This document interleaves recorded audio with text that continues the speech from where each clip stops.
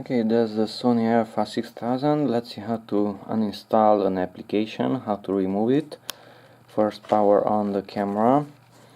Okay, and go to the menu, and using the arrow keys go to the fourth icon and come down to application list.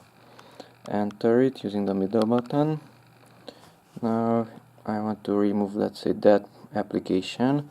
So let's go here to application management, enter it. Let's go to the second one, manage and remove, enter that one. Okay, there's the program, nothing else, so let's just enter it.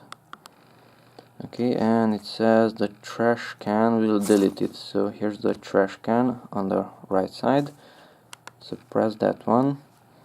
Okay, to uninstall it, and uninstall complete.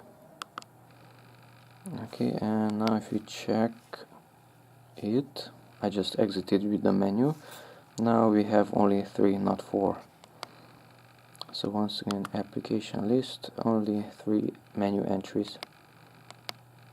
And that's it. Thanks for watching. Bye bye.